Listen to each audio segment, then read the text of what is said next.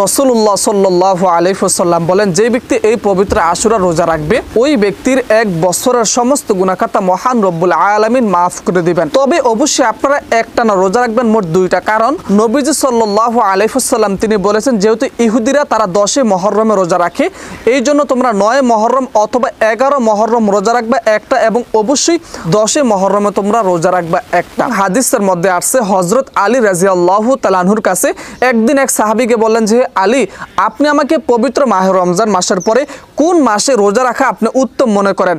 তখন হযরত আলী রাদিয়াল্লাহু তাআলা আনহু বললেন যে, আমি এক সময় রাসূলুল্লাহ সাল্লাল্লাহু আলাইহি ওয়াসাল্লামের কাছে ছিলাম। জৈনিক এক সাহাবী বললেন যে, ইয়া রাসূলুল্লাহ, পবিত্র মাহে রমজান মাসের পরে আমি কোন মাসে রোজা রাখবো? তখন রাসূলুল্লাহ সাল্লাল্লাহু আলাইহি ওয়াসাল্লাম বললেন, পবিত্র মাহে রমজান মাসের পরে অবশ্যই তুমি পবিত্র মুহররম মাসে তুমি রোজা পালন করবা। ইবনে আব্বাস রাদিয়াল্লাহু তাআলা আনহু বলেন যে, রাসূলুল্লাহ সাল্লাল্লাহু আলাইহি ওয়াসাল্লাম পবিত্র মাহে রমজান মাসের পরে সবচেয়ে বেশি তিনি গুরুত্ব দিয়েছেন পবিত্র মুহররম মাসকে।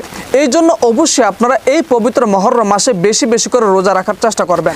এবং যারা রোজা রাখবেন এই রোজার নিয়ত কিভাবে করবেন আপনারা অনেকেই জানেন না। দর্শক, মনে রাখতে হবে ফরজ রোজার ক্ষেত্রে কিন্তু সকাল 9টা বাজার পূর্বে আপনার নিয়ত করতে হবে, কিন্তু নফল রোজার ক্ষেত্রে আপনার পবিত্র ফজরের নামাজের পূর্বে আপনার এই নফল রোজার নিয়ত করতে হবে।